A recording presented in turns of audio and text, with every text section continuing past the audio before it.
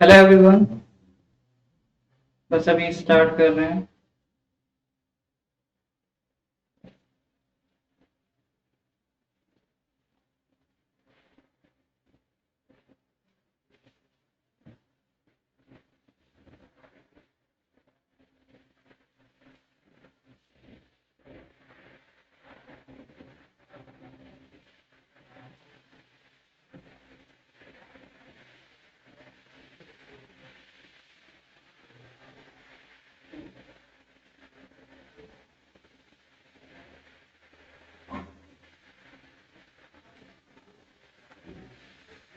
Good morning everyone, आदाब, शुभ प्रभात। अभी क्या हो रहा है, मैराथन का क्लास शाम को शिफ्ट कर दिया है। ठीक है, आपका जो 8 PM वाला टाइम था, कनेक्ट नहीं,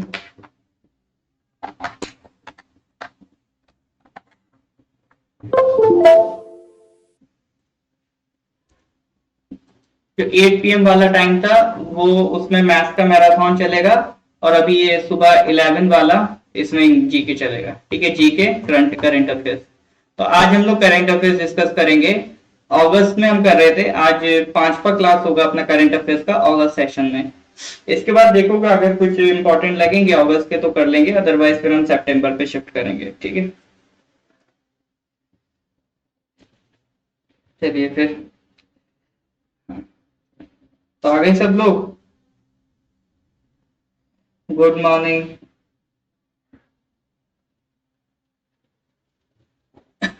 देखिए, जो लोग एलडीसी की तैयारी कर रहे हैं उनका एग्जाम बिल्कुल क्लोज आ चुका है।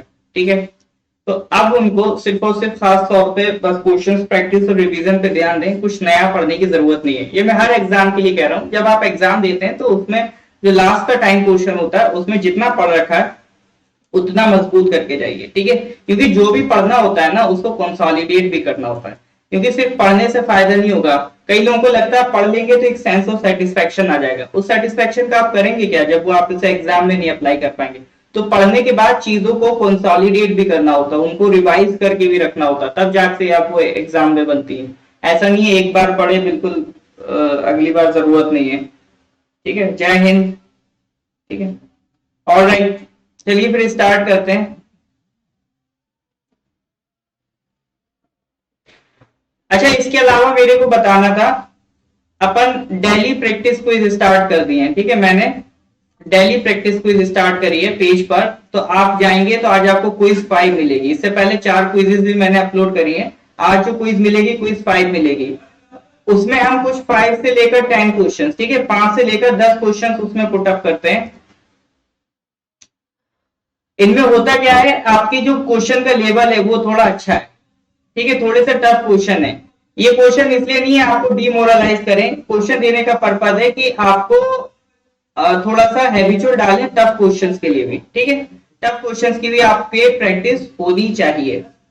अदरवाइज क्वेश्चंस तो आपको हर तरह से जहां से पॉसिबल हो रहा है वहां से प्रोवाइड कर रहे हैं, और आपको भी कोशिश करनी जहां जहां से भी पॉसिबल हो क्वेश्चंस की प्रैक्टिस ना छोड़ें। डेली भी 10 से 5 क्वेश्चन अगर आप करते रहेंगे तो भी वो भी अपने आप में आपकी नॉलेज इंक्रीज करेंगे। जो भी नया फैक्ट मिले उसको लिख लें, एक बार गूगल करके पढ़ लें या मेरे से पूछ लें। ठीक है, कुछ भी कर सकते हैं। चलिए फिर स्टार्ट करते हैं daily current affair discussion of part 5। Question number 1, project replan reducing plastic from nature is a project of which of the following organisation.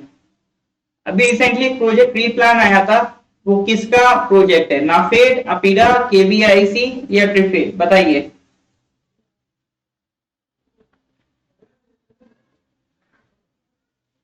Good morning everyone, जितने भी कनेक्ट हो गए हैं जल्दी से आंसर दीजिए। हाँ जी, प्रोजेक्ट रीप्लान बताइए।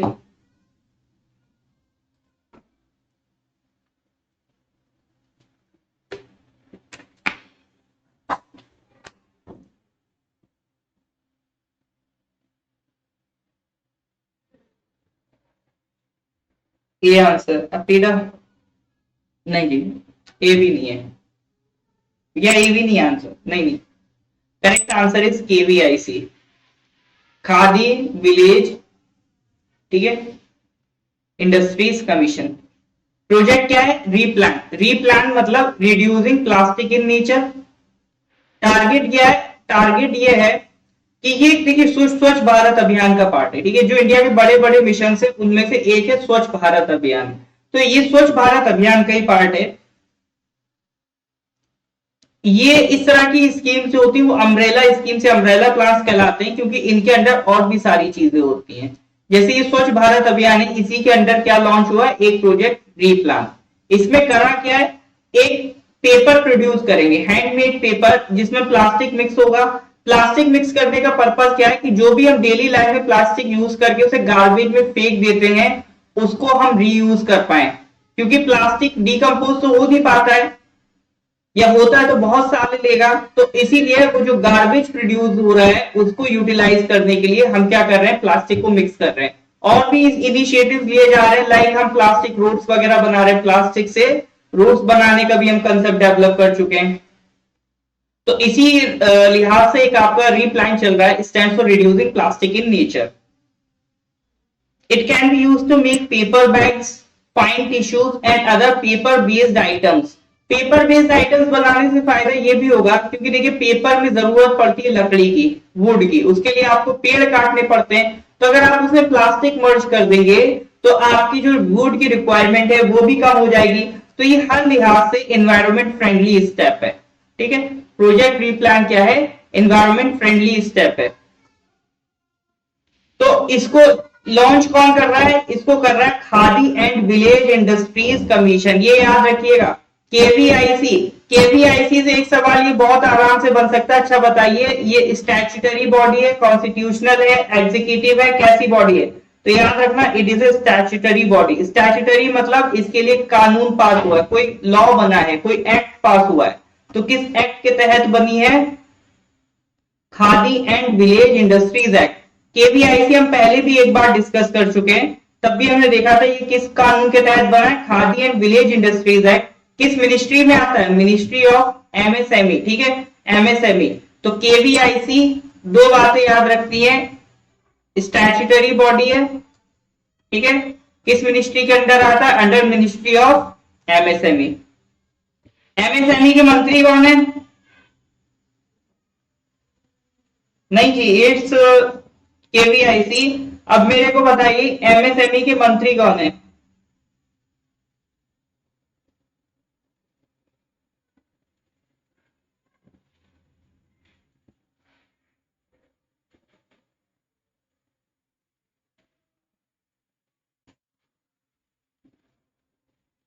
एमएसएमई के मंत्री, हाँ जी, सो गए क्या सब लोग?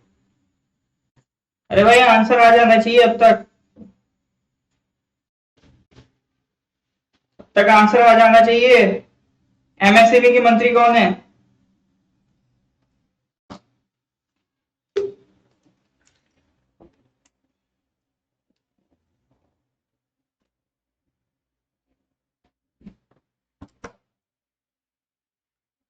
नारायण तातुराने, बहुत बढ़िया।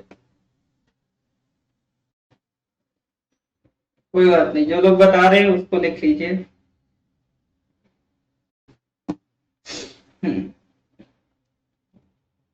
चलिए फिर, तो प्रोजेक्ट रीप्लान याद रहेगा किससे रिलेटेड है? Replan is related with KVIC, ठीक है। रीप्लान किससे रिलेटेड है? केवीआईसी से रिलेटेड है। Next question, India, US, Japan and Australia will participate in Malabar 2021। Malabar actually अब पहले तो इसमें यूएस, जापान और इंडिया इन्वॉल्व रहते थे, ठीक है, जापान, यूएस और इंडिया। इनकी ग्रुपिंग को जय भी कह देते थे कभी, जैसे यूनाइटेड नेशंस में मिले थे एक बार, इनकी ग्रुपिंग को नाम दिया गया था जय। जापान, अमेरिका और इंडिया, इन तीनों की एक्सरसाइज होती थी मालाबार। बट 2020 से ऑस्ट्रेलिया भी इसमें ऐड हो गया। इंडिया ने कहा आओ तुम कहां अकेले रह रहे हो, तुम भी आ जाओ, तो ऑस्ट्रेलिया भी ऐड हो गया। तो अब बेसिकली मालाबार किसकी एक्सरसाइज बन गई है? क्वाड मेंबर्स की एक्सरसाइज बन गई, क्योंकि यूएस, इंडिया, जापान, ऑस्ट्रेलिया ये सब क्वाड मेंबर्स हैं। तो ये लोग किसमें पार्टिसिपेट कर रहे हैं? मालाबार 2021 में। ये एक्सरसाइज हो किस जगह पर रही है वो बताना है आपको, एक्सरसाइज की लोकेशन बतानी है। ओके, रोहित मैक कह रहे हैं तो गुआम। और लोग बताइए एक्सरसाइज वो कहां पर रही है?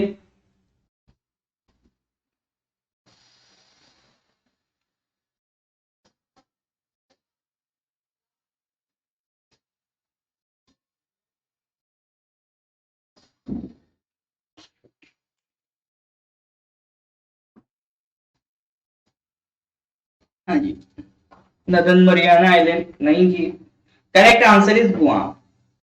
गुआम आइलैंड, गुआम आइलैंड पे होगी। ये है कहां पर, किसका है ये आइलैंड यूएसए का है, ठीक है। ये आइलैंड किसका है, ये आइलैंड यूएसए का है। लोकेशन थोड़ी याद रखेंगे कि ऑस्ट्रेलिया से ऊपर जाएंगे, ये फिलीपींस वाला पोर्शन है, इंडोनेशिया वगैरह, इधर फिलीपींस है, ये वाला फिलीपींस देखो आप, इधर इंडिया होगा कहीं, ठीक है, ये फिलीपींस है कहीं, और ये आइलैंड जो है आपका, इधर साइड आपको अमेरिका मिलेगा, ठीक है, इधर साइड क्या है, अमेरिका। और ये ओशियन कौन सा है, पैसिफिक ओशियन। पैसिफिक में भी इक्वेटर के ऊपर अगर आप जाएंगे तो नॉर्थ पैसिफिक ओशियन, तो नॉर्थ पैसिफिक ओशियन में आपको मिलेगा गुआम आइलैंड, ठीक है। तो गुआम आइलैंड कहाँ मिल रहा है, पैसिफिक ओशियन। अब देखिए कई बार क्या होता है, एग्जाम में रैंडमली पूछ लेगा गुआम आइलैंड बताओ किस ओशन में या किस कंट्री से बिलोंग करता है। अब आपको लगेगा ये तो रैंडमली कोई भी आइलैंड उठा के पूछ लिया, तो उसने रैंडमली नहीं पूछा है, गुआम आइलैंड न्यूज में था इसीलिए पूछा है, ठीक है। अब आपके लिए पॉसिबल नहीं है एक एक आइलैंड को याद रखें, लेकिन हाँ वो आइलैंड तो पॉसिबल है जो न्यूज में है, तो बस उन्हीं को ध्यान में रखते जाइए। गुआम आइलैंड किसमें है, Pacific ocean. Next question number 3, who has become India 69th chess grandmaster.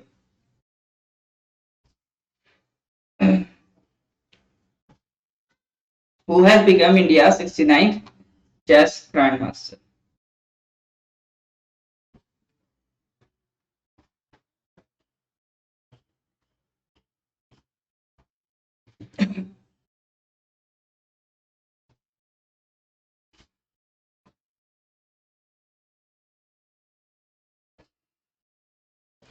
Shekhawat,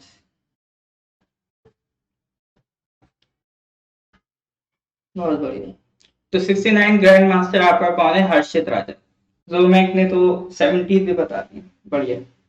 grand master एक टाइटल है जो चेस विनर्स को दिया जाता है ग्लोबल लेवल पर, ठीक है। तो अपने 69th चेस ग्रैंड मास्टर कौन है, Harshit Raja. Next question, who was the flag bearer for India in the closing ceremony of the Tokyo Olympics. अभी रिसेंटली टोक्यो ओलंपिक्स खत्म हुए थे, तो जब खत्म होते हैं तो भी एक फ्लैग बियरर होता है हर कंट्री का, तो हमारी कंट्री का फ्लैग बियरर कौन था। हाँ जी, हर्षिता राज करेक्ट आंसर था 3 का। क्वेश्चन नंबर 4 बताइए, who was the flag bearer for India in the closing ceremony of the Tokyo Olympics. हाँ जी, बहुत बढ़िया, correct answer is Bajrang Punia, ठीक है। तो ध्यान रखिएगा, बजरंग पूनिया। चलिए, which country is organising the international army games. मतलब एक कंट्री है जो क्या करेगी, सारी कंट्री डिफरेंट डिफरेंट कंट्रीज की आर्मीज को बुलाएगी, कहेगी आओ आपस में पार्टिसिपेट करें, गेम वेम खेलें, लूडो वूडो खेलते हैं थोड़ा बहुत, ठीक है। तो कौन कौन लूडो खेलने जा रहा है, इंटरनेशनल आर्मी गेम्स कौन ऑर्गेनाइज करा रहा है। जो मैं कह रहे हैं रशिया, और लोग बताइए कब से कब तक है, 22 अगस्त से 4 सितंबर। तो हो सकता है सितंबर के भी करंट अफेयर्स में आपको कहीं से रिलेटेड क्वेश्चन दिख जाए।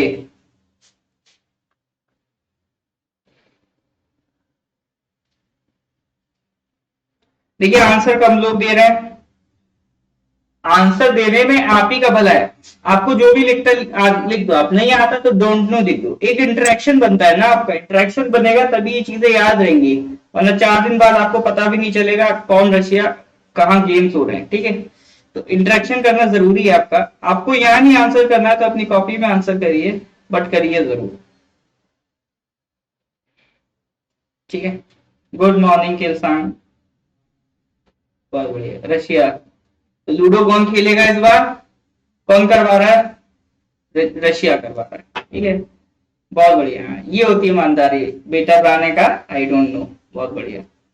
नहीं मालूम, टोटा सिरम जी ने भी कहा, कोई बात नहीं, ये ऑर्गेनाइज इसीलिए कराया जा रहा है, नहीं मालूम है तब आपको पता चल जाएगा। इसी रिगार्डिंग में कह रहा था, जो डेली प्रैक्टिस क्विज डीपी की स्टार्ट करा है मैंने, आपको रोज फेसबुक पेज पे क्वेश्चंस मिल जाएंगे, उनको जरूर अटेम्प्ट करिए, ठीक है। वो क्वेश्चन आप अगर आपके पास नॉर्थ ईस्ट पीएससी का ऐप है तो ऐप में भी मिल जाएंगे, फ्री टेस्ट वाले सेक्शन में आप जाएंगे तो वहां पर भी मिल जाएंगे। ठीक है, ग्रुप में भी मैं लिंक शेयर कर दूंगा, अदरवाइज प्री टेस्ट सेक्शन में भी जाएंगे तो आपको मिल जाएंगे। ठीक है, चलिए फिर बहुत बढ़िया। अब ये हुई ना बात, अब सबके निकल रहे हैं answer. Alright, question number 6, to achieve the goal of self reliance in India satellite based navigation sector, ISRO has drafted which policy? अभी हम क्या चाह रहे हैं कि सैटेलाइट बेस्ड जो नेविगेशन होता है उस सेक्टर में हमें किसी और कंट्री की हेल्प ही ना लेनी पड़े, तो उसके लिए जो हम पॉलिसी लेके आए हैं उसका नाम पूछ रहा है, मतलब आत्मनिर्भर सैटेलाइट की पॉलिसी का नाम।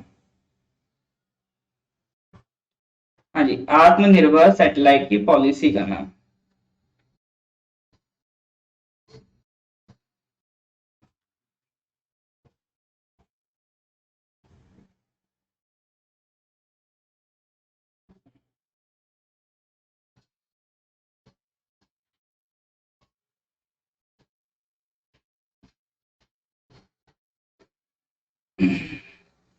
नहीं मालूम,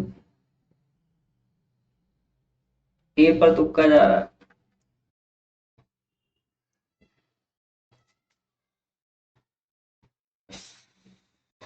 हाँ, करेक्ट आंसर इज सतनव पॉलिसी 2021। ये पॉलिसी है क्या? देखिए, इसरो जो आता है सबसे पहले तो ये ध्यान रखिएगा ये किसके अंडर आता है, डिपार्टमेंट ऑफ स्पेस के अंडर आता है। तो उन्होंने एक इंडियन सैटेलाइट नेविगेशन पॉलिसी, ठीक है, सतनव, सतनव मतलब क्या, सैटेलाइट नेविगेशन पॉलिसी बनाई है। मेन पर्पस क्या, सेल्फ रिलायंस, यानी दूसरी लोगों की जरूरत ही ना पड़े। अगर हमें सैटेलाइट बेस्ड नेविगेशन मतलब सैटेलाइट से अगर किसी चीज को लोकेट करना है तो इस तरह की टेक्नोलॉजी में हम खुद ही अपने दम पर सब कुछ कर पाए। लाइक हमने नाविक का यूज किया, ठीक है, नाविक क्या, navy navigation with Indian constellation, ये इंडिया का खुद का नेविगेशन सैटेलाइट सिस्टम है। ठीक है, IRNSS भी कहते हैं, Indian regional navigation satellite system. इसको भी हम और डेवलप कर रहे हैं, जैसे हर कंट्री का अपना खुद का होने लगा है। जैसे हम लोग जनरली जो जानते हैं जीपीएस, तो जीपीएस टेक्नोलॉजी कहाँ का है, ये यूएसए का है, ग्लोबल पोजिशनिंग सिस्टम। तो इसी तरह से हम भी अपनी खुद की टेक्नोलॉजी बना रहे हैं, IRNSS। ठीक है, तो उसी का एक पार्ट है नाविक, तो इसको डेवलप करना है। इस तरह से और भी रिफॉर्म्स हमें लेके आने, इसी के लिए हमने किससे बात कर रखी है, इंटरनेशनल टेलीकम्युनिकेशन यूनियन। ये एक इंटरनेशनल बॉडी है, यूएन का स्पेशलाइज्ड ऑर्गन है, और हमने उनसे कहा है कि भाई हमें फ्रीक्वेंसी एलोकेशन दो ताकि हम अपनी खुद की सैटेलाइट्स को और लॉन्च कर सके। ठीक है, इसके अलावा हमने और भी कमिटी से मर्ज किया है, UN committee on peaceful uses of outer space, international civil aviation organisation, international maritime organisation, इनके साथ भी हमने कोलैबोरेट कर रहे हैं for making self reliance navigation system. ठीक है, मेरे को ये बताइए ITU इंटरनेशनल टेलीकम्युनिकेशन, इसका हेडक्वार्टर कहां मिलेगा? ठीक है, इंटरनेशनल टेलीकम्युनिकेशन इसका हेडक्वार्टर कहां मिलेगा? International telecommunication organisation, ITU।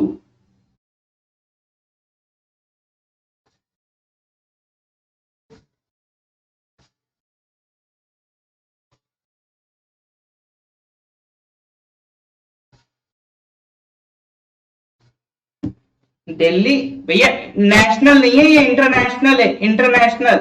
इसके हेडक्वार्टर मिलेंगे जेनेवा, जेनेवा स्विट्जरलैंड। ठीक है, और ICAO ये थोड़ा सा अलग है, इंटरनेशनल सिविल एविएशन ऑर्गेनाइजेशन, इसका हेडक्वार्टर भी बता दो कहां मिलेगा, ICAO का, ICAO का हेडक्वार्टर कहां मिलेगा?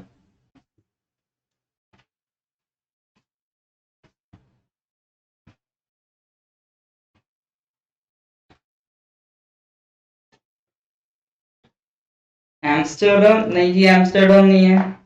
वैसे तुक्का लगाने के लिए अगर कभी भी हेडक्वार्टर पूछे यूएन की किसी बॉडी का तो स्विट्जरलैंड लगा सकते हैं, ज्यादातर के हेडक्वार्टर आपको यही मिलेंगे।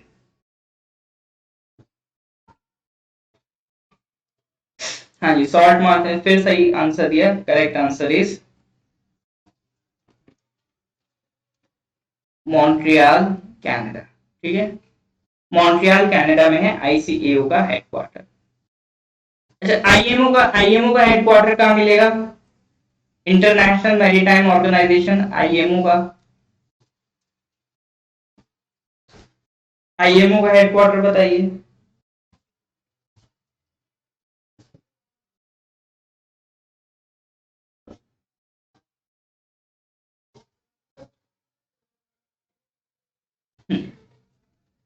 लंदन, यूके, यूके में मिलेगा आईएमओ का हेडक्वार्टर। चलिए फिर, तो जो इस ध्यान रखिएगा, सतनव पॉलिसी किसने बनाई है? इसरो ने बनाई। नेक्स्ट क्वेश्चन पे आ रहे हैं, question number 7। Indian navy undertook bilateral exercise Zayed Talwar 2021 with which country? Simple सा सवाल है, जायद तलवार एक्सरसाइज हम किस कंट्री के साथ कर रहे हैं? जायद तलवार एक्सरसाइज हम किस कंट्री के साथ कर रहे हैं? सिंपल सा क्वेश्चन है।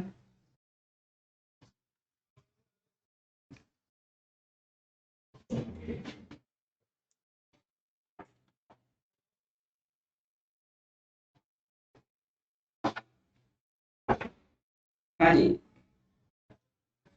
बहुत बढ़िया। जायद तलवार एक्सरसाइज हम किसके साथ कर रहे हैं? यूएई के साथ, ठीक है। जायद तलवार किसके साथ कर रहे हैं? यूएई, नहीं यूएई, हाँ ठीक है, यूएई, यूनाइटेड अरब एमिरेट्स। अच्छा, यूएई की कैपिटल, यूएई की कैपिटल, नहीं नहीं सऊदी अरेबिया नहीं है, यूएई की कैपिटल बताइए। अबू धाबी, ठीक है, दुबई नहीं है, ठीक है। यूएई की कैपिटल क्या है? Abu Dhabi. सऊदी अरेबिया की,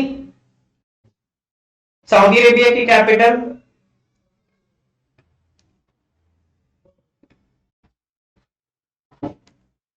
ये सब तुम लोग कई बार डिस्कस कर चुके हैं। सऊदी अरेबिया की कैपिटल जल्दी बताइए। रियाद, ठीक है। बहरीन की बताइए, बहरीन की, बहरीन की कैपिटल जल्दी बताइए, बहरीन की। देखिए कैपिटल्स जो है ये याद होनी चाहिए, पूछता रहता है, ठीक है। कभी अचानक से आ गया तो क्या करेंगे?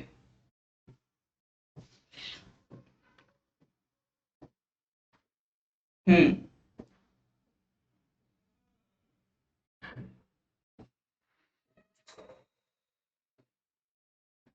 सब बहरीन की तो सबको बतानी है, बहुत आसान है। बहुत बढ़िया, मनामा, बहरीन की कैपिटल। ओ शिट, लाइट चली गई।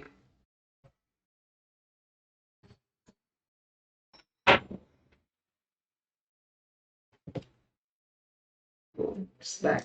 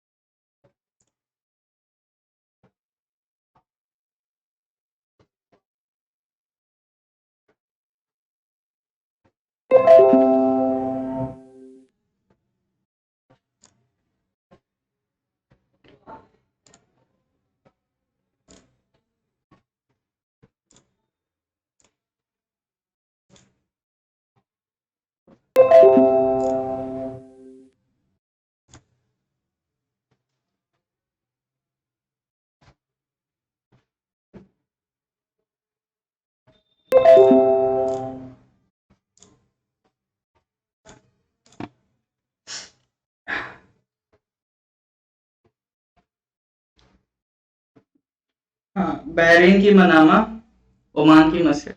अच्छा, अभी थोड़ा सा इंटरनेट कनेक्ट डिस्कनेक्ट हो गया था, अभी ओके है या नहीं है?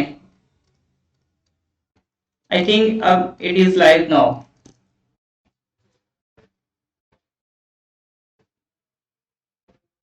हाँ जी,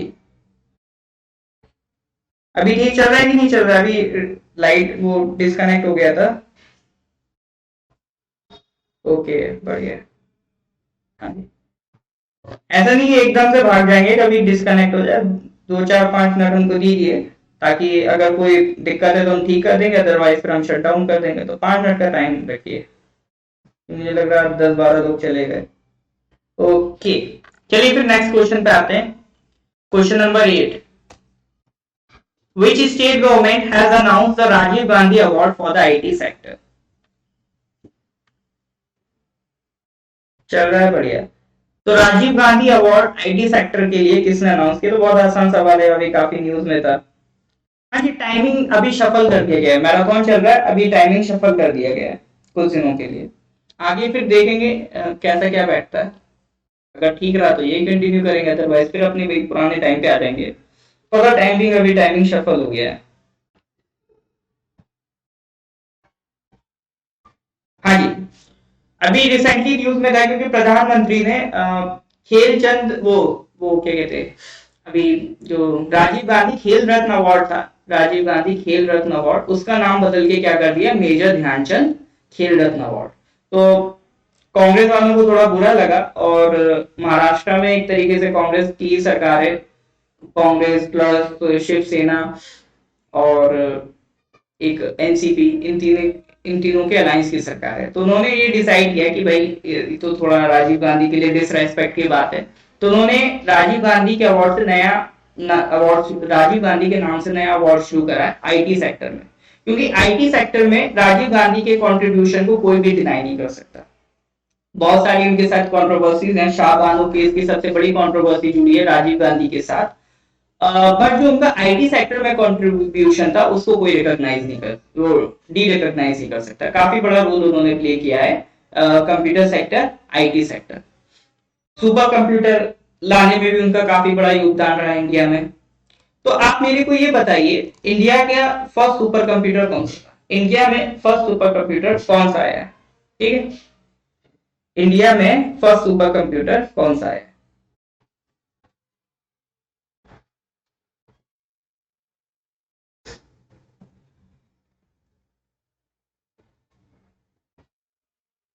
परम वन, इट वाज परम 8000। ठीक, परम 8।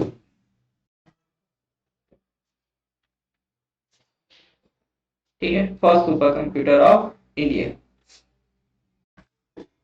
हाँ जी, अब नाम बहुत बढ़िया। ठीक है, तो ये अवार्ड किसने स्टार्ट किया है? ये महाराष्ट्र ने स्टार्ट किया है। तो क्वेश्चन नंबर 8 याद रखिएगा। चलिए क्वेश्चन नंबर 9 पे आते हैं। Who is the author of the book a new cold war, Henry Kissinger and the rise of China? Henry Kissinger and the rise of China, a new cold war, ये किसकी किताब है, किसने लिखी है ये?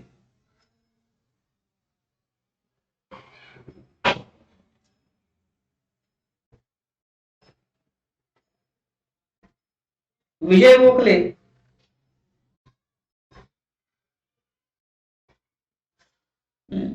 अरे विजय गोखले 2 4 किताबें पढ़ ली जिसमें चाइना की कनेक्शन के साथ लिखी थी विजय गोखले ने, तो इसका मतलब ये नहीं कि विजय गोखले कोई अधिकार है किताब लिखने का चाइना के ऊपर।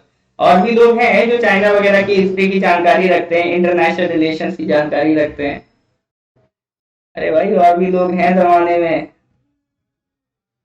है कोई देश का जिम्मेदार आगे जो सही आंसर दे। गाड़ी गाड़ी अटक गई विजय गोखले के बाद अरविंद पराशर पर।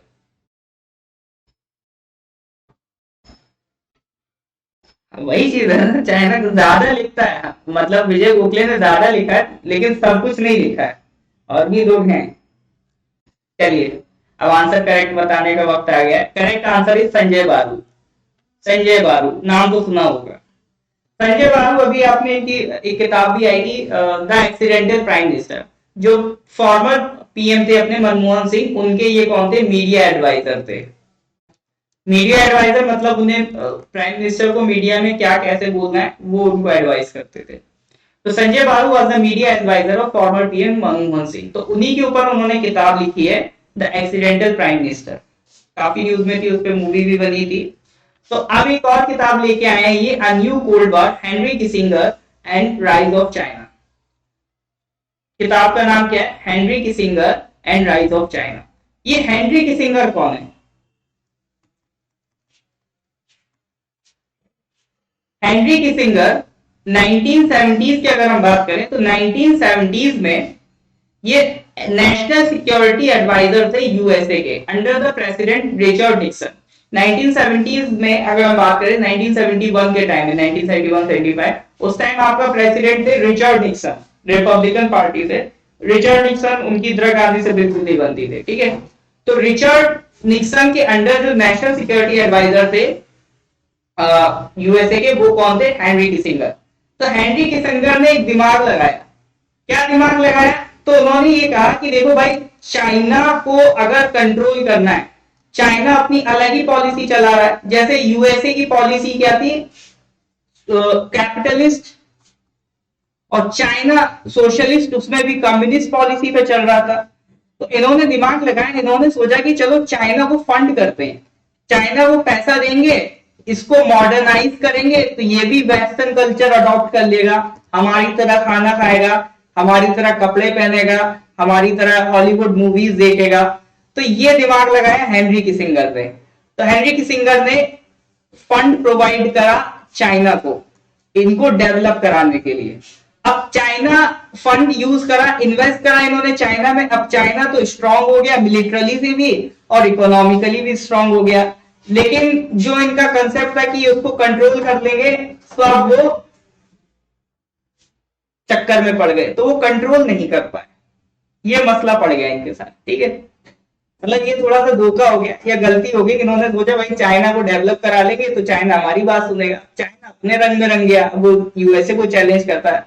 तो इसी से रिलेटेड कि जो आज एक सिचुएशन कोल्ड वॉर जैसी क्रिएट हो गई यूएसए चाइना में। अगर आप देखेंगे, जहां कहीं पर पहले इन्वेस्ट कर रहा था यूएसए चाइना में, आज इन दोनों के बीच में ट्रेड वॉर चल रहा है। तो एक कोल्ड वॉर जैसी सिचुएशन क्रिएट हो रही है यूएसए और चाइना के बीच में। तो इसी के रिगार्डिंग किताब लिखी गई a new cold war, Henry Kissinger and the rise of China. कैसे हेनरी किसिंगर की हेल्प से चाइना राइज कर गया। तो कई बार होता है कि आप अपने अपोजिशन को कमजोर करने जाते हैं और वो मजबूत हो जाता है। तो कुछ ऐसी मजेदार कहानी थी ये, ठीक है। तो आंसर याद रखेंगे, इट वाज संजय बाबू, ठीक है। चलिए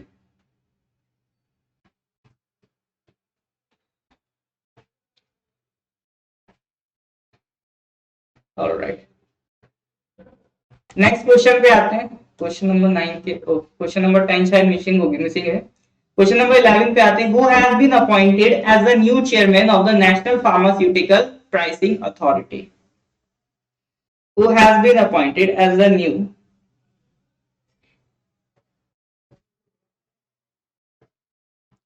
आज लॉन्च किया ना, तो अभी मैं पढ़ के फिर बताऊंगा इसके बारे में। अब ऐसा थोड़ी ना सब छपा ही रहता है दिमाग में, मेरे को भी पढ़ना पड़ता है कभी कभी, ठीक है।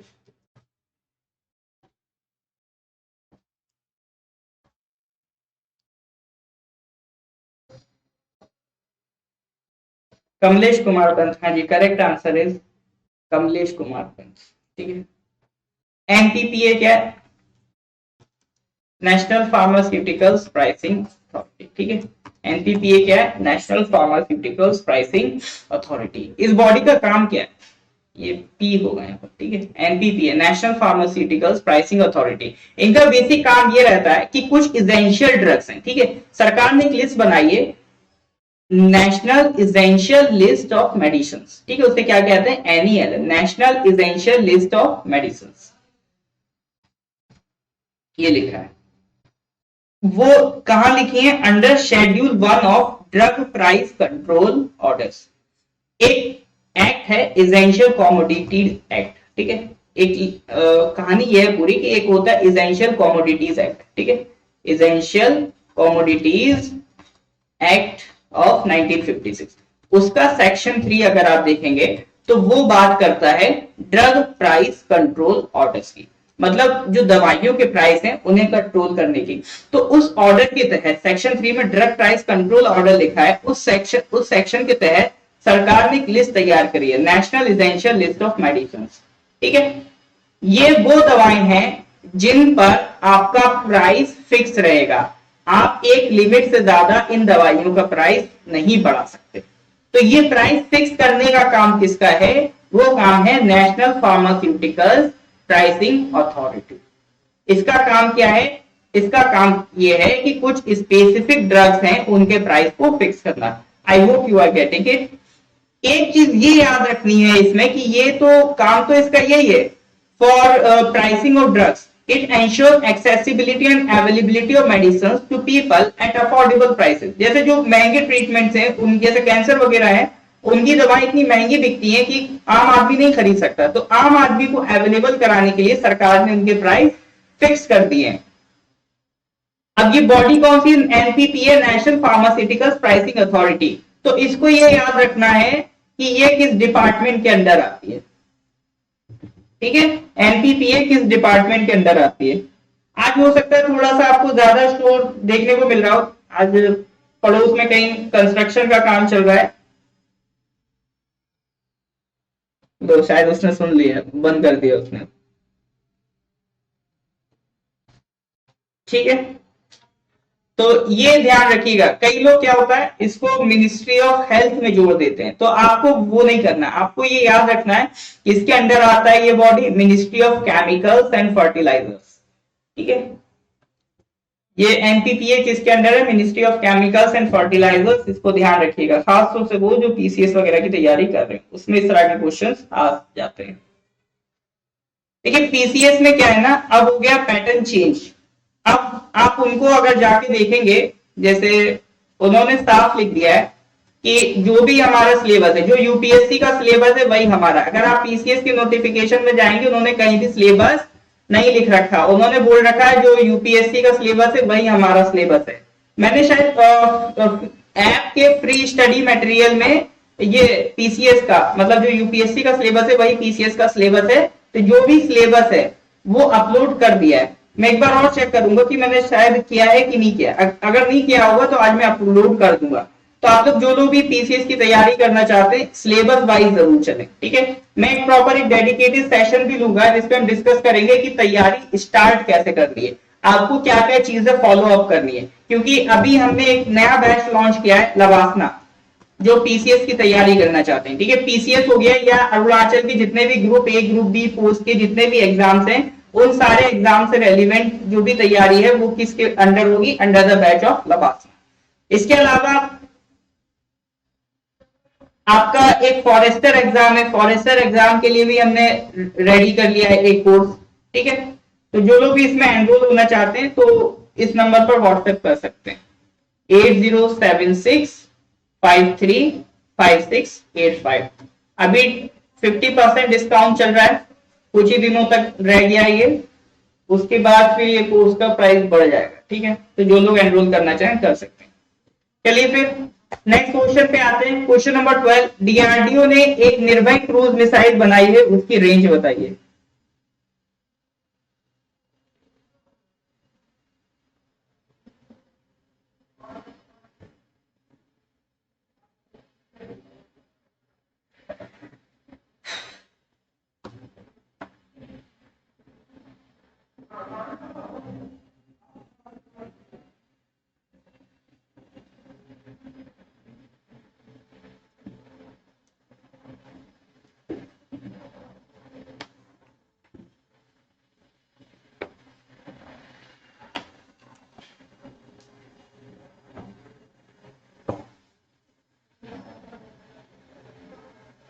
डीआरडीओ ने एक क्रूज मिसाइल बनाई है, उसकी रेंज, हाँ जी, जो क्रूज मिसाइल है उसकी रेंज कितनी है? 1000 किलोमीटर। क्रूज मिसाइल होती क्या है? एक गाइडेड मिसाइल है, मतलब एक टारगेट सेट कर दिया जाएगा, उसी टारगेट पे जाके गिरेगी, और टेरेस्ट्रियल टारगेट पे, मतलब कोई जमीन का टारगेट होगा, वहीं पर जाके ये अटैक करेगी। ये सबसोनिक होती है। ठीक है, यानी इनकी जो स्पीड है, इनकी स्पीड साउंड से लेस होती है, स्पीड ऑफ साउंड से कम होती है इनकी स्पीड। ठीक है, तो ये कैसी मिसाइल होती है? ये सबसोनिक होती है, सबसोनिक क्रूज मिसाइल भी कहते हैं। निर्भय क्या है? Long range all weather subsonic cruise missile design and develop in India by the DRDO. ठीक है, can be launch from multiple platform and is capable of carrying conventional and nuclear warhead. मतलब nuclear missile भी इससे आप launch कर सकते हैं। तो थोड़ा सा ये ध्यान रखिएगा कैसी मिसाइल है, सबसोनिक मिसाइल है। और अमेरिका की एक मिसाइल है टोमाहोक, ठीक है, उसका इंडियन वर्जन है ये, Indian version of American missile Tomahawk, इसको थोड़ा सा ध्यान रखिएगा। ये मतलब ये कि रेयर फैक्ट है जो जनरली कम मिलता है, और कई बार क्या होता है आजकल जो एग्जाम देखे जा रहे हैं वहां पर इस तरह की जो रेयर फैक्ट है जो जनरली लोग कम जानते हैं उनको वो पूछ लेते हैं, जैसे क्रूज मिसाइल वगैरह सब पढ़ लेंगे, बट इस तरह से फैक्ट की ये American version of American Tomahawk का इंडियन वर्जन है, तो ये कई लोगों को नहीं पता होता, तो इसको थोड़ा सा ध्यान रखिएगा, ठीक है। अपना टारगेट ये है जहां तक मैक्सिमम पॉसिबल हो चीजों को कवर करने का। चलिए फिर नेक्स्ट क्वेश्चन पे आते हैं। Uttar Pradesh government has renamed the Kakori train robbery as a Kakori train conspiracy एस। देखिए यूपी में ही हो सकता है, आजकल यूपी में एक नया ट्रेन चला है नाम चेंज करने का।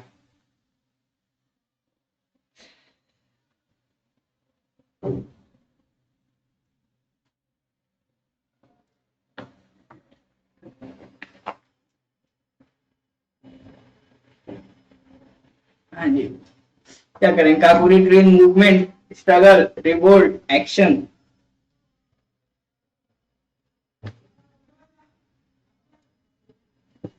हाँ जी, करेक्ट आंसर बताइए।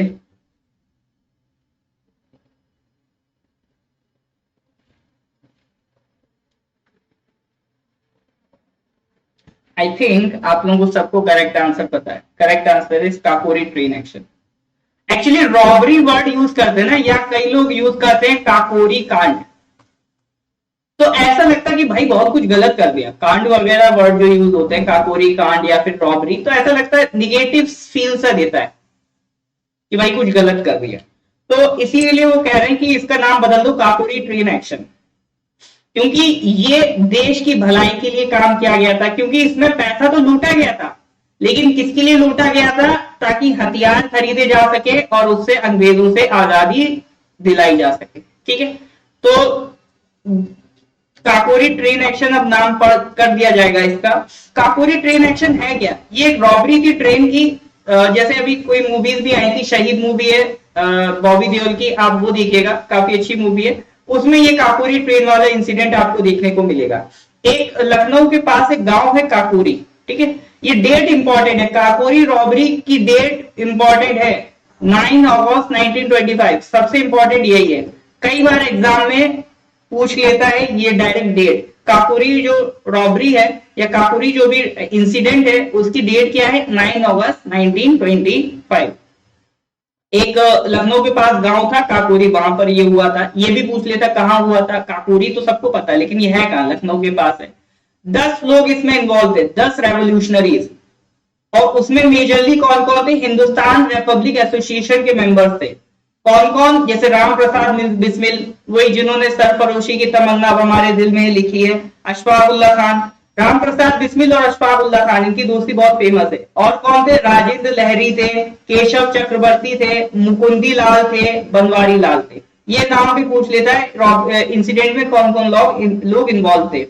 और इसमें राम प्रसाद बिस्मिल, अशफाक उल्लाह खान और रोशन सिंह, ठीक है, 3 लोगों को तो फांसी की सजा दी गई थी on December 1927 for their involvement in the Kakori incident, ठीक है। तो डेट याद रखिएगा, सबसे इंपॉर्टेंट है डेट, अगस्त 9 1925। हाँ जी, चंद्रशेखर आजाद भी लेकिन इसमें इन्वॉल्व थे।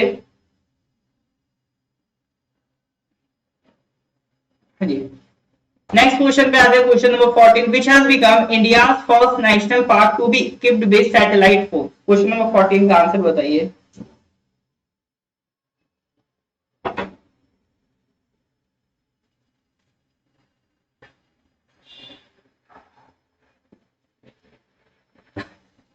Which has become India's first national park to be equipped with satellite phones.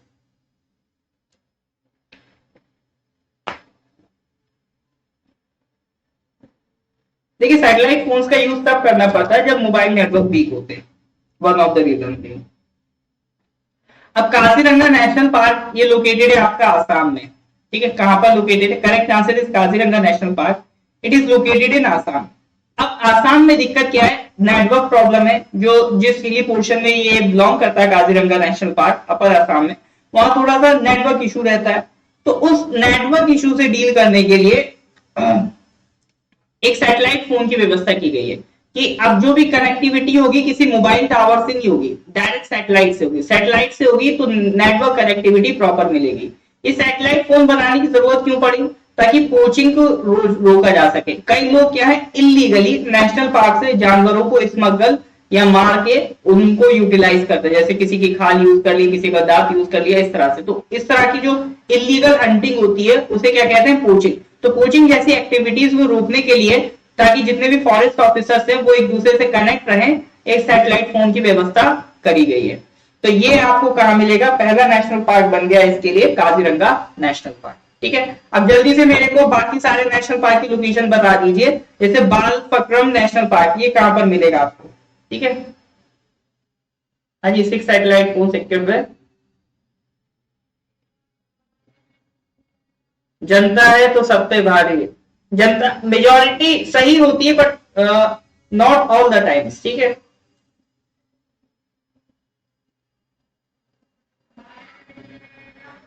आपको मेजोरिटी में बिलीव नहीं करना है, बस अपने आप पर बिलीव करना है। क्योंकि जब आप एग्जाम में जाएंगे तो वो केबीसी की तरह वहां पर लाइफलाइन नहीं मिलेगी कि ऑडियंस पोल ले लो। वहां जो कुछ है या तो आता है या तो नहीं आता, दो ही ऑप्शन आपके लाइफ में होंगे। ठीक है, तो you must be able to take your own stand. आप लोगों को ऑफिसर्स बनना, और ऑफिसर्स की खास सबसे स्पेशल बात यही होती है, आपको अपना स्टैंड लेना आना चाहिए। मेघालय, बहुत बढ़िया। बालफक्रम नेशनल पार्क कहां पर है? It is in Meghalaya. Bandipur is in Karnataka, और Chandauli national park is in Maharashtra. ठीक है, एटलीस्ट अब आपको कोई नेशनल पार्क याद हो ना हो, ये 4 तो जरूर याद होने चाहिए। बालफक्रम मेघालय, बांदीपुर कर्नाटका, चंदौली महाराष्ट्र, काजीरंगा आसाम। ठीक है, देखिए ये फायदा होता है करंट अफेयर्स पढ़ने का। आपका जो स्टैटिक पोर्शन है वो भी साथ ही साथ यहाँ से निपटता जाता है। बस पढ़ने का तरीका आना चाहिए आपको। अगर तरीका आता है तो कोई इश्यूज है ही नहीं। ठीक है, नेक्स्ट क्वेश्चन पे आते हैं, क्वेश्चन नंबर 15। एक सोच रिया a brand and logo for marketing the products of urban self help group, किस मिनिस्ट्री ने लॉन्च करा है सोच रिया को?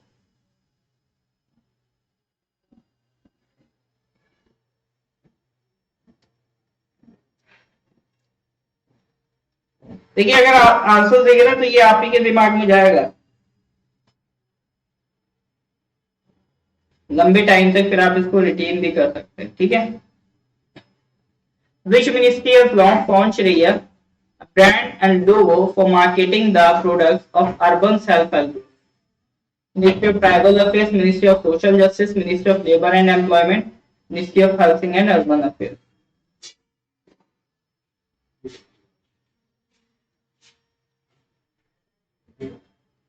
हाँ जी, बहुत बढ़िया। जो लोग कह रहे हैं महुआ, बहुत बढ़िया, करेक्ट आंसर ही महुआ। महुआ बोले sir, ministry of housing and urban affairs, इसने लॉन्च किया है। जो भी सेल्फ हेल्प ग्रुप्स है उनकी ब्रांडिंग एक लोगो के तहत की जाएगी। मतलब जो भी सेल्फ हेल्प ग्रुप प्रोडक्ट बनाएंगे उन पे एक लोगो लगा दिया जाएगा सोच रखिया का। मतलब ये सेल्फ हेल्प ग्रुप्स ने बनाया ताकि उनकी एक अलग ब्रांडिंग करी जा सके।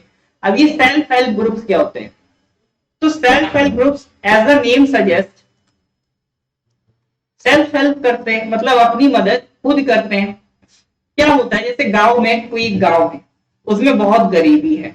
अब जरूरी तो है नहीं सरकारी मदद यहां तक पहुंची जाए, तो गांव के लोग आपस में मिलके क्या डिसाइड करते हैं कि हम लोग कम्युनिटी शेयरिंग पे एक दूसरे की मदद करेंगे। जैसे मान लो तुम्हें किसी चीज की जरूरत है तो बाकी लोग थोड़ा थोड़ा कंट्रीब्यूट करेंगे। ठीक है, अगर कम्युनिटी सपोर्ट रहेगा तो किसी को परेशानी नहीं होगी। आज किसी को जरूरत है, कल किसी को जरूरत है, तो होता क्या, जैसे मान लीजिए इस तरह की भी स्कीम ये लोग चलाते हैं कि क्या करेंगे कि हर कोई मिलके, मान लीजिए 100 रुपीज, जैसे गांव में 100 लोग हैं, 100 लोगों ने, 100 फैमिलीज हैं, उन्होंने क्या करा, 100 रुपीज मिलके इकट्ठा कर दिए। तो कितने रुपए हो गए? 10,000। ये एक फंड इकट्ठा हो गया। अब इस फंड को अगर मान लीजिए अचानक से किसी पर्सन को जरूरत पड़ गई 2,000 रुपए की, अब 2,000 रुपए गरीब आदमी के लिए बड़ी बात है। तो ये क्या करेंगे, ये सेल्फ हेल्प ग्रुप के पास के फंड के पास जाएंगे और इनसे कहेंगे भैया हमें थोड़ी सी मदद कर दो, 10,000 में से 2,000 रुपए दे दो। तो सबने मिलकर फंड इकट्ठा करा और इसको एक इंडिविजुअल पर्सन को जिसको जरूरत थी उसको प्रोवाइड कर दिया, फिर धीरे धीरे वो उसे चुकाता रहेगा। तो इस तरह की भी सुविधा आपकी बनती है किसके under, under the self help group. ठीक है, तो ये होता है आपका सेल्फ हेल्प ग्रुप। चलिए नेक्स्ट क्वेश्चन पे आते हैं। Question number 16, Indian navy participated, ठीक है, in the US Navy led Southeast Asia Cooperation and Training military exercise in which country? Correct answer बताइए।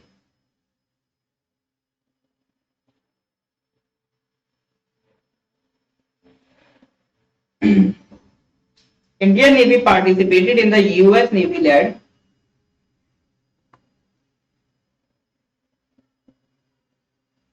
Southeast Asia Cooperation and Training military exercise in which country? CRSEF। हाँ जी, correct answer is Singapore. ये exercise कहां पर हो रही है? Singapore. Singapore की कैपिटल बहुत टफ है, ठीक है, सिंगापुर की कैपिटल बहुत टफ है, सिंगापुर सिटी, ध्यान रखिएगा। चलिए next question number 17, in memory of the struggles and sacrifices of the people of India, which day will be observed as Partition Horrors Remembrance Day? इस 15 अगस्त से प्रधानमंत्री ने स्टार्ट किया था कि जो इंडिया पाकिस्तान का बंटवारा हुआ है हमें उसे भी नहीं भूलना चाहिए था कि कितनी भयावह दिन था वो। 10 लाख लोगों की मौत हुई थी, उससे भी ज्यादा की ही मानते हैं मौत हुई थी लोगों की इस बंटवारे में।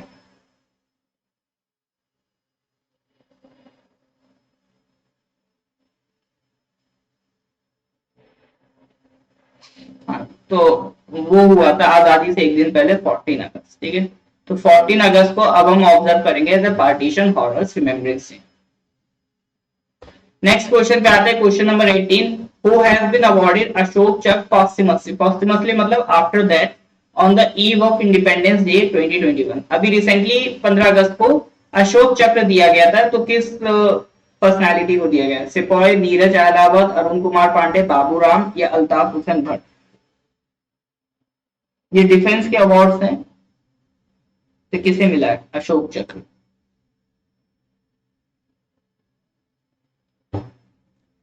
हाँ जी, करेक्ट आंसर बताइएगा।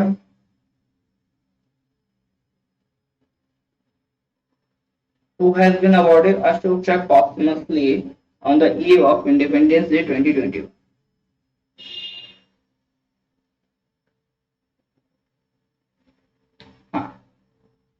श्री बाबूराम जी, ठीक है, बाबूराम को मिला है अशोक चक्र। और भी अवार्ड मिले थे, जैसे अशोक चक्र तो मिला श्री बाबूराम को, he was assistant sub inspector Jammu and Kashmir police, और दूसरा मिला है कीर्ति चक्र को, ठीक है, कीर्ति चक्र किसको मिला? श्री अल्ताफ हुसैन भट्ट। अल्ताफ हुसैन भट्ट कौन थे? कांस्टेबल थे इन जम्मू एंड कश्मीर पुलिस, ठीक है। तो 2 अवार्ड्स मिले। इसके अलावा थोड़ा सा एक नजर डाल लीजिए गैलेंट्री अवार्ड्स पे। ये जो अशोक चक्र, कीर्ति चक्र, ये सब है क्या? ये सब गैलेंट्री अवार्ड्स है। गैलेंट्री अवार्ड्स, गैलेंट्री का मतलब होता है ब्रेवरी, मतलब जो अवार्ड बहादुरी के लिए दिए जाए, करेज वर्क के लिए दिए जाए। तो बहादुरी के लिए ऑब्वियसली डिफेंस वालों को ही दिए जाते हैं, तो ब्रेवरी के लिए अवार्ड दिए जाते हैं। तो ब्रेवरी के लिए इंडिया में 2 कैटेगरीज हैं। एक कैटेगरीज है in the face of enemy, मतलब फेस ऑफ एनिमी मतलब वॉर टाइम, जब जंग चल रही हो, युद्ध चल रहा हो, युद्ध के टाइम अगर आप करेज दिखाएंगे, बहादुरी दिखाएंगे, तो आपको कौन सा अवार्ड मिलेगा? Gallantry in the face of enemy, ये वाली कैटेगरी का अवार्ड।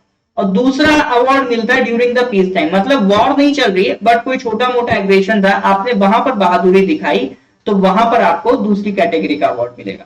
तो जो वॉर टाइम की कैटेगरी है उसके 3 मेन अवार्ड होते हैं। सबसे पहले नंबर पे है परमवीर चक्र, सेकेंड पे है महावीर चक्र, थर्ड पे है वीर चक्र, ठीक है। तो ये याद रखिएगा।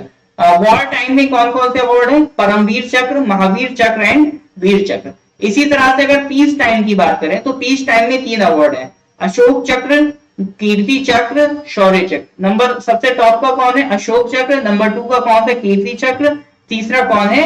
शौर्य चक्र, ठीक है, तो ये 6 अवार्ड के नाम आप जनरली सुनते रहते होंगे, तो इनको कैटेगराइज करना सीखिए। ये जो ऊपर वाले हैं, परमवीर, महावीर और वीर, मतलब जिसमें वीर जुड़े हैं वो किससे रिलेटेड है, वॉर से रिलेटेड है। और अशोक, कीर्ति, शौर्य ये पीस टाइम से रिलेटेड है। चलिए फिर इसको थोड़ा सा ध्यान रखिएगा, सब आता रहता है। पॉस्टमसली मीन्स आफ्टर डेथ, जब किसी की मृत्यु के बाद उसे अवार्ड दिया जाता है, आफ्टर हिज डेथ और हर डेथ, अगर डेथ के बाद अवार्ड मिलता है तो उसको कहते हैं पॉस्टमसली अवार्ड। ठीक है, next question, what is the name of India first cattle genomic chip for the conservation of pure varieties of indigenous cattle breeds?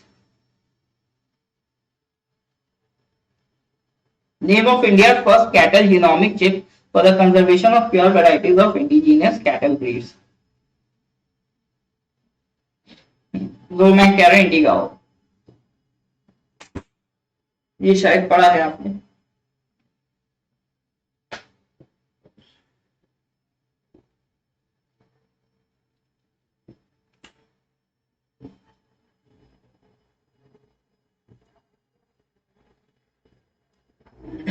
हाँ जी, करेक्ट आंसर इज इंडिगाओ, इंडिया की गाय इंडिगाओ।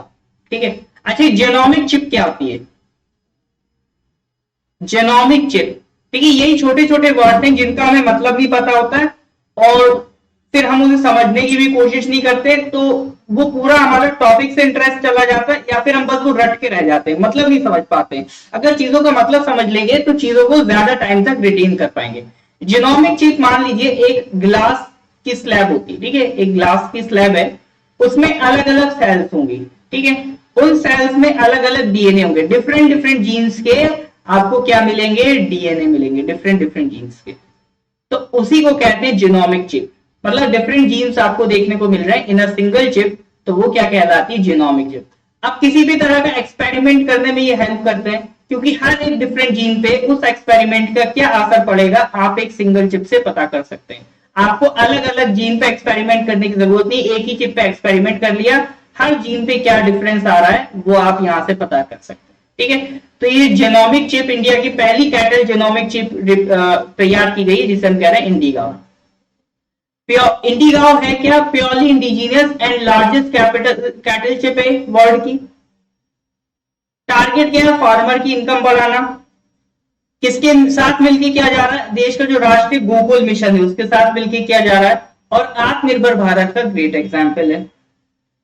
इंपॉर्टेंस ये पढ़ लीजिए, इंडिजीनियस ब्रीड्स मतलब जो काउ है उसकी जो इंडिजीनियस मतलब इंडियन ब्रीड्स हैं काउ की, उसकी खास बात क्या है, तो जो इंडिजीनियस काउ उनको बोवाइंस भी कहते हैं, वो रोबस्ट है, रेजिलियंट है, मतलब वो क्लाइमेट चेंज से भी उनको असर कम पड़ता है। ठीक है, इंडिया में तो आप देख सकते हैं गाय कितना मजबूत हो चुकी है, क्योंकि गाय आज के टाइम में इतना कोई प्रोटेक्शन है नहीं गाय का, तो ये लोग कहीं भी मार्केट में खुलेआम घूमते रहते हैं, गार्बेज खाते रहते हैं, गार्बेज में होता है प्लास्टिक, तो ये भी इनके लिए हानिकारक है, लेकिन फिर भी कई गाय इसको भी हजम कर जाते हैं।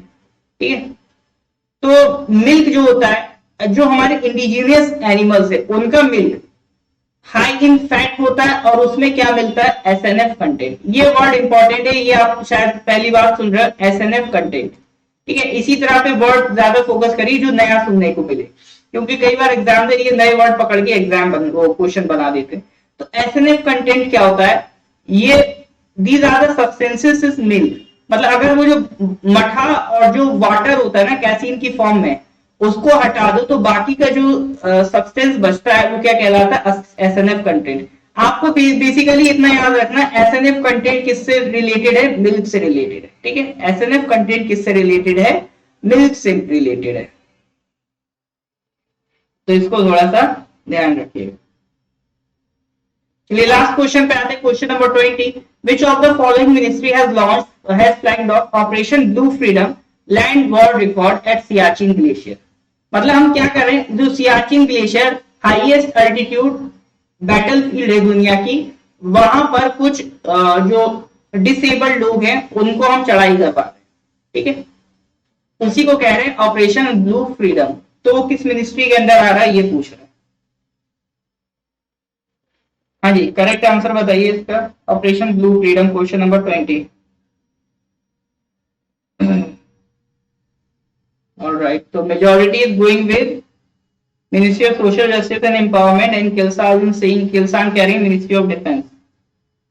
इसमें देखिए किनको लेके जा रहे हैं, डिफरेंटली एबल्ड पर्सन, मतलब जो पर्सन विद डिसेबिलिटीज हैं उनको अब हम क्या कहते हैं, उनको स्पेशली एबल्ड कह देते हैं या फिर डिफरेंटली एबल्ड पर्सन कह देते हैं, ठीक है। उनको लेकर जा रहे हैं सियाचिन के पहाड़ पर, तो कौन दे जाएगा? हाँ जी, तो ये काम ministry of social justice and empowerment कर रहा है, ministry of social justice and empowerment. अभी ये हो भी गया है, अभी ये जो नदन कमांड इंडियन आर्मी का, उसका ये ट्वीट है, आप पढ़ सकते हैं कि a world record was created today when 8 specially abled people reached Kumar Post at 15,632 feet on Siachen Glacier। ये सियाचिन ग्लेशियर पे एक पोस्ट है कुमार पोस्ट, 15,000 फीट पर, वहां पर 8 स्पेशली एबल्ड लोग पहुंच चुके, ठीक है। एक टीम बनाई गई थी क्लॉ, वो इन्हीं को गाइड करने के लिए थी, तो उसको याद रखिए, ठीक है। चलिए फिर ये यहाँ पर आज का हमारा करंट अफेयर समाप्त होता है। शाम में आपका मैराथन क्लास होगा 8 PM पर मैथ्स का, ठीक है। उसमें भी आपको अटेंड करना है, जो लोग भी LDC एग्जाम देने जा रहे हैं, जो नहीं भी दे रहे हैं वो भी दे सकते हैं।